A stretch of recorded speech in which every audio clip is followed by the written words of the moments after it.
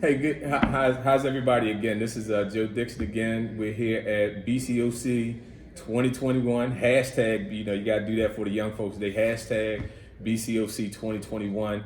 And I'm talking with a gentleman that's going to, for some of you that don't know, he's the superintendent of the Center for Domestic Preparedness. I'm going to let him introduce himself because I know I won't do him justice.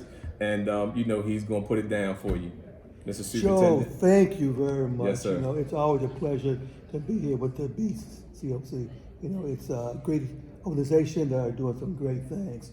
Now, for me, my background, believe it or not, I was in the Marine Corps for 23 years. 23 years. Yes. Thank you so much for yeah. your service, sir. Yeah, and I was prior enlisted, became an officer, and then when I left the Marine Corps, I was thinking about what do I want to do, right? And I said, FEMA. FEMA was what, because in the military, I was there to fight and win wars. Right? Yes, sir. Wow. But then when I came to FEMA, I was there to help people. Yes, sir. So to me, I saw that as a noble calling, something that I wanted to do, and that's when I got into FEMA. And then from that, I did so many things with FEMA to be where I'm at now. I tell you what, man, a lot of the FEMA directors will tell you that they still fighting wars, you know. So I happen to know Mr. Craig Fugate, he's in Gainesville, but you're right. I mean, you're still in the military. So I want to say this first. Again, 23 years in the military, because I always say this, the cost of freedom is not free. We have to have, I just appreciate that so much, sir. So when you came into FEMA and you said you want to help people, so what was your path through FEMA to now being a superintendent? This is the boss man at the CDP. My pathway was I signed up, and then I was what they called a federal coordinating officer. Now, what is that? They called it an FCO. That's what we use as Federal coordinating officer. Nomenclature, right? Sure. It was the person who went out to meet with the governors, meet with the congresspersons, and be able to help when it was a declared disaster. So the president would declare a disaster, and then from there he would appoint somebody to go there to coordinate. Wow. So how many FCOs are there in the U.S.? Well, I tell you, in my day there were 24 of us. Wow. And I've done disasters. I mean, in Texas, Oklahoma, Colorado, Montana, the Dakotas, Katrina, because one of my jobs was I led the recovery after Hurricane Katrina.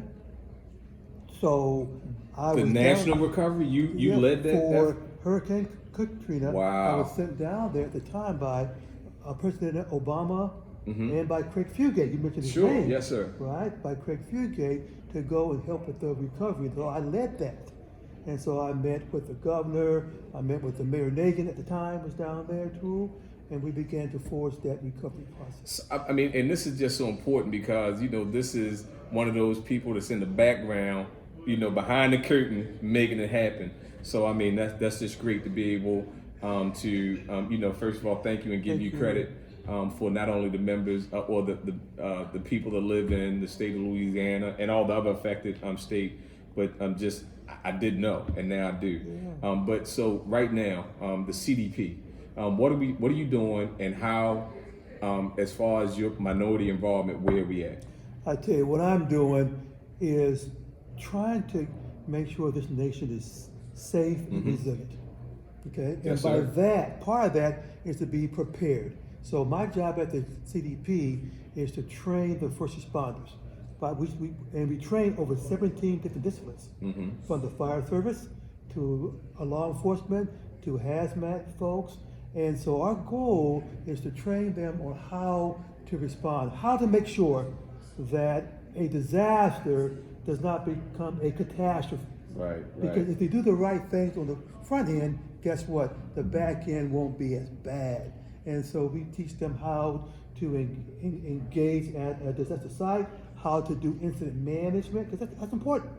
Because when you get to an accident scene or a scene of a disaster, guess what? Sometimes the communications, when you get down there, becomes another disaster. Yes, sir. And that was, and again, just to pull that out, that was one of after the white papers, the after action reports associated with 9/11, the communication was an issue. So, and that's why we have people like this to recognize, it's already been done. How are we going to make sure we prevent it from, being bad, and we're there to mitigate, to start moving toward making things better, stopping the loss, and start moving to making it better. And then when you have resilient programs through preparedness, preparedness, planning, through your response and mitigation, your recovery is easy. And that we want to get back to work, we want to get the communities open, because that's better for everybody. I'll give you a very good example of that. I told you I went out to do disasters all over the nation, right? Yes, sir. So there was a big flood, the Red River, back in the early 1900s, right? Mm-hmm. And all this water came and did all this damage and loss of life, and it came. So then we mitigated. Mm-hmm. So within the process of that, we raised the buildings, right? You did elevation, you did wet proof and dry proofing. I went back there in the mid 2000s for a disaster. Mm-hmm. It was more water than it was in the 90s, and guess what? There was less damage. Why? Because you had mitigated.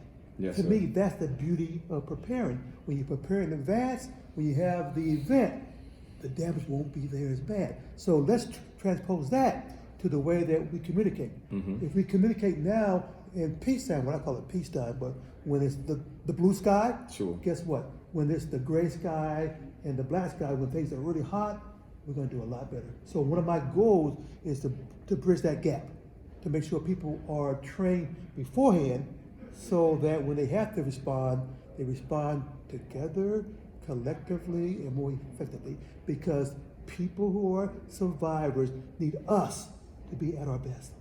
Yes, sir. And when we talk about us, now we just happen to be two African American men. And I don't, we talked about the fire service being Caucasian male dominated.